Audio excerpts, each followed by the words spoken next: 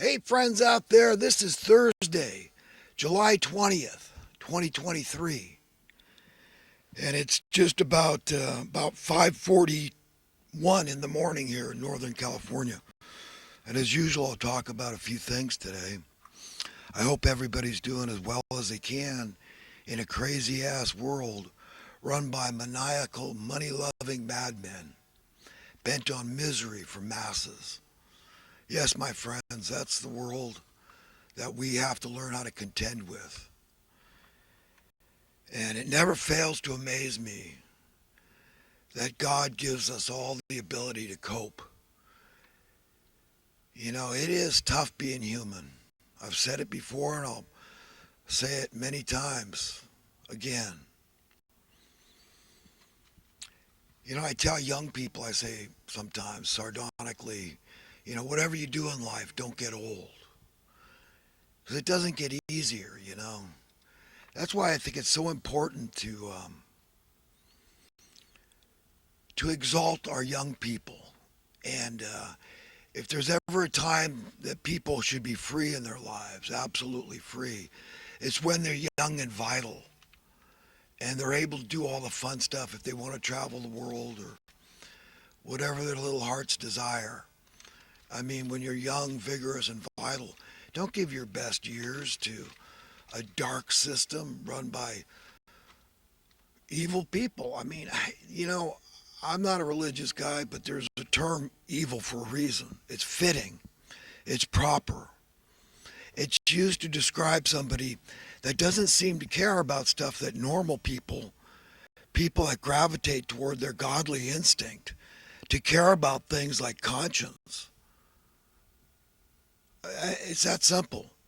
I mean, you can leave soul out of the equation, but it's kind of hand in hand. You care about something for a reason. You've got boundaries for a reason. You choose to have them. It's a choice you make. This reverence or the fear of the Lord that's talked about is very important in this equation. And if people don't have that, they don't have even the beginning of wisdom. So all these people running the show, in their heart of hearts, they know they're not smarter than the masses. They know they're not smarter than the decent, upright, the righteous out there, the pure of heart, the meek and the mild, the sages, the artisans. They know that. They know they're no better or more qualified to run the world than any less qualified. They know that in their heart of hearts. But they're evil. They're bent on, they say, you know what? La, la, la, la, la. So to their destruction they go. But from what I understand, even wicked people live. They just live somewhere else. See, this is the problem. This is why it's so important for the righteous not to have an evil attitude toward the evil. But our spirit, our attitude, needs to be the same one that God's is toward the evil. And it goes back to something that King Solomon said, is that it's like pouring hot coals over their heads to love them. So if you really want to do damage to your enemy, the best thing you could do is to love them genuinely. See, it's not a facade, it's for real. That's the nature of God Almighty. That Jesus said, I didn't even come for the stinkers. I mean, for the righteous. I came for the stinkers, for the evil men, for the sinners. Whew. I mean, it's heavy. God is so much better than all the humans combined, all their good intentions, their decency, their honor, their integrity, their conscience, their souls.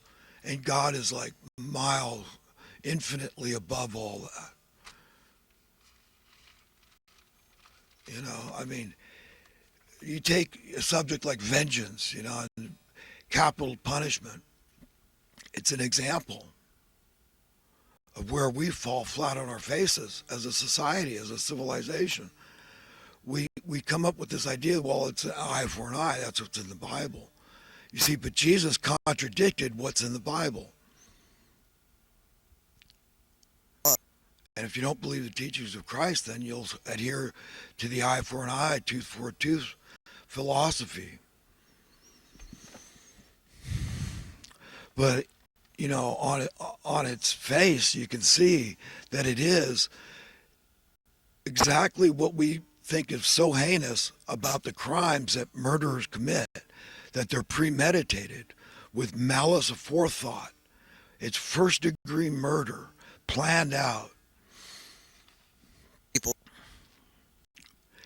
And that isn't that exactly what capital punishment is on the part of society? Mob rule, democracy. You see the fly, the big fat fly in the ointment with this democracy business.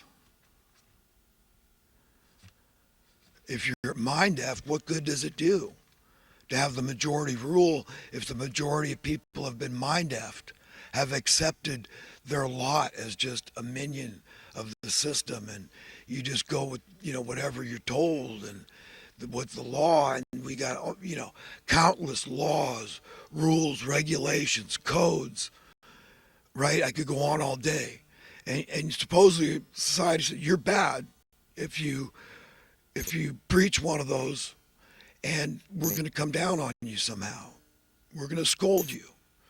We're going to penalize you. We're going to punish you. And it can drive you utterly insane because it's just too many of them. It's just maddening. That's the system. Who's writing the policy for how we live in our local communities? Evil men. What do you expect in your local communities? You expect people aren't going to adhere to a dog-eat-dog rat race mentality where screw you before you screw me sort of attitude. And you see that's prevalent. It's rife in our societies.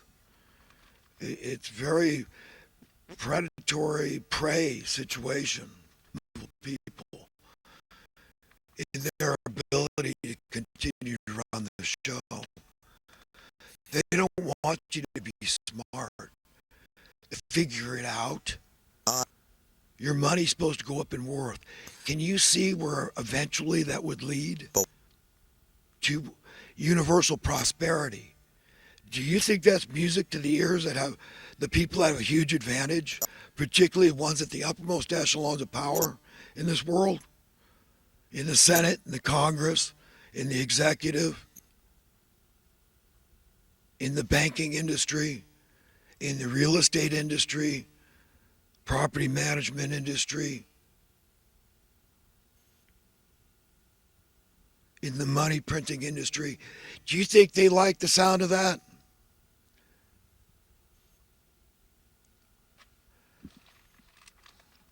Listen, friends, we can all be poets. We can all be artists. And we all are, I believe. And inventors, innovators at least, designers. That's all of us, because we have a godlike nature. But we cannot all be bankers, can we? Can we all be money lenders? Who then would be the borrower? Can we all be landlords? Who then would be the tenant? You see, there's certain industries that are exclusive, and it's very, very pernicious. It's bad. A fancy word for bad, really bad. Sick, twisted, perverted, immoral, ungodly, un-American, unconstitutional. I mean, need I say more about what it is, the policies that are manipulating us, running us, exactly what are the strings? Young people see, hey, this really sucks. I'm hearing all this stuff about rents. I'm getting ready to move out of my parents' house. I don't want people to ridicule me saying, you still live at home and, you're living in your mother's basement, the whole adage, right? You're defective. You're mama's boy or something. You're sick. You're weak. You're worthy of being disrespected and mocked. Okay. Right? So they don't want to be that, but they see the writing on. You got to get out here and compete, man. And the rents are going up. It's a fight for minimum wage. I don't know, man. Who's going to win this race? But we're going to keep blaming you greedy minimum wage workers. We're not going to try to make sense of this all. We're not going to explain that, hey, it's the cost of living went up first, always. That's the justification. That's the basis.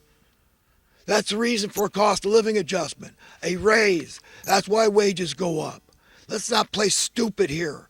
But that's the society I live in. Everybody's let's play stupid because I see which side my bread is buttered on. And I'm political. I've become so much more apolitical in the last few years. I'm just so disillusioned. All of it. I can't stand politics. I abhor it. I detest it. It sickens me. We need to get rid of the Democratic Party, get rid of the Republican Party. We go to one-party system, the American Party, Constitution Party. That's it. You look after the interests of the everyday American people, or you get the hell out of office. And then we go to 1 year. You get 1 year from the time you're voted in. One stinking year. And then we get multiple reliable, unbiased polls out there that can be verified and vetted. And we know for sure that you have lost 50, you're below 50%, you're out of there. Just like a landlord-tenant relationship. You get 1 year and then it's month to month, buddy. That's it. You politicians, you're hired to serve we the people, not we some of the people. Not those exclusive people in those certain industries I just talked about. You don't care about anybody. Everybody, you don't care about anybody. Okay, except your own selfish, arrogant little megalomaniacal, egoistic, vanity-laced, conceited, I mean, that's all you are. I don't care how rich and famous you are, what your status is in society. A lot of you are just, you behave like useless, pus-sucking maggots for the most part. I mean, when you betray the people, when Democrats and Republicans say, yeah, we're going to go on this bailout, I blame Obama. I can't just blame Obama. He was instrumental. He believed in it. At least he acted like he did. But, I mean, look how wealthy that man is now compared to when he first got a senatorial seat. I mean, the presidency was really good to him, and he was a shoo-in. As long as you were a Democrat, after the disaster that baby Bush 43 was, for God's sake, the idiot was reading a book upside down. Nero fiddled while Rome burned. That's Bush. All that nonsense. It's just like the JFK assassination. The vast majority of Americans do not believe the official story to this day. Our country was hijacked by these people. JFK was in the process of getting rid of these people, already circulating a new dollar. Read your recent history. American history is very brief. We're a very young nation. These people took over. Now we owe them $32 trillion. Day one, after his assassination, knowing, all these things were on the table, they were in flux, in motion. He was on the process of getting rid of the Federal Reserve, already issuing a new dollar. The American people were taking to it just fine. Better artwork on our new dollar. Prettier. We liked it. It was sound money. It was backed by silver. We liked that sound because he was an egalitarian. He was a good American. He believed in things like fairness, radical notions, equality. Oh, my God. Oh. Getting rid of the Federal Reserve. Now we owe these people $32 trillion. And the poorest of poor, those that can least afford, are paying it while we create more billionaires, more multimillionaires.